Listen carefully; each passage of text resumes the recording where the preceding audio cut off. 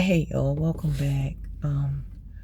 So I'm sitting here minding my business, get ready to go into the store, and this song came on that I used to play when I'm sorry, I gotta say it, when Tay and I was together, right?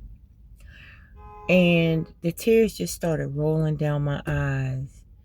I keep thinking I'm over this relationship, but and I think I am over the relationship, but what I was crying about, I was grieving because there's still a little girl within me who feels abandonment issues because I was dating at a young age. Every guy, and this is a damn that look just like Tay right there. Like every guy that I ever dealt with, I felt disappointed. But I learned something from that. Um, the average person would say, every guy cheated on me, or every guy left me if they was dealing with the situation that I have dealt with. But now I have a different perspective on that, even though I did have a slinging, snot, bawling cry just now. I understand that I was just on purpose crying because there's still a little part of me that's like, why wasn't I good enough for any of those people? Right? So I'm going to take it back to it starts with me, it ends with me. I'm the common denominator out of all those people. Now, I'm going to be honest about how I was in a relationship. I was very nurturing, very caring, um, will do any and everything for who I'm with. However, I do have this passive aggressive side, but it's very it can be nonverbal. It can be verbal. It could be something to where I know, well, in my mind the person is doing something that's very retarded in my mind. And I say it in a way that's kind of like, oh, but it's okay, like that. So I know that could be highly annoying.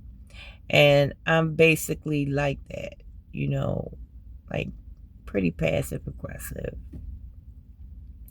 but not aggressive in a manner that I'm ready to fight because I don't do no fighting. But with my words and with my actions and everything. So, but I'm gonna let you know right now.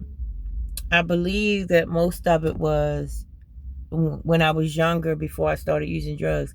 I didn't know how to love nobody because I didn't love myself. And after I got on the drugs, I only messed with either drug dealers or people that was on drugs or sold drugs. So there you go. How was I going to be in a relationship that was stable, that was, you know, any type of responsible, or any relationship that was, you know, I don't know. I had a really hard cry just now. And I was like, where is that coming from? And then I realized I was still hurting, that nobody wanted me, you know? And I was thinking in my mind, I will never let nobody that close to me again to be able to hurt my feelings in the manner that I felt my feelings hurt. But then I had to think about it. The state that I was in Where was I going to find? And look, you only attract what you deserve. You only attract what you are. So what was I going to attract other than what I was giving myself? And like my ex told me, I can't love you more than you love you. I can't do it. So I don't know. Now, do I want to entertain the thought of, going out on dates? Fuck no. Hell no. But I like to fantasize about it. But I think that's as far as it goes. I don't know. But guys, I appreciate you guys letting me vent in this way. I don't feel like you guys are judging me. I'm just being honest and just telling you what's going on in my daily life, because yes, I'm happy 99% of the time, but there are times, even during every day, each and every day, I have a moment where I'm like, damn, or I'll cry. But my crying is not a depressed cry. It's a happy cry. It's a cry knowing I got through all of that, but still I'm allowed to go back and cry on purpose. Not a type of cry where I'm holding any type of regrets. Not a type of cry where I'm feeling any type of depressed. The type of cry where I allow myself to feel those feelings. And this brings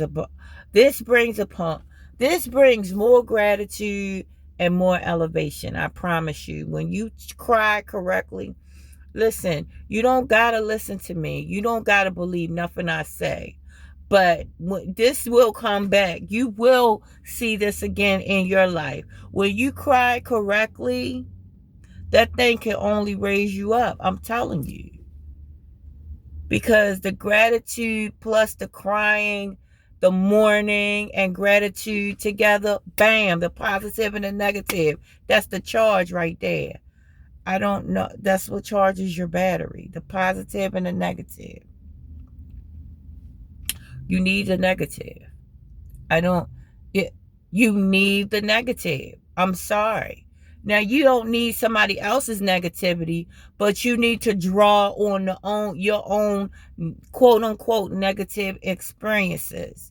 If you're not able to draw on your own negative experiences and because this is what your negative experience is for you to be able to have something to charge that battery, i.e., gratitude. I'm telling you, this thing is so deep and so goddamn simple. It's simple yet deep once you, oh my goodness, it's amazing. It sounds so crazy sometimes, but it is the best I've ever lived, because I'm figuring out how the God within me works, how the inner God works.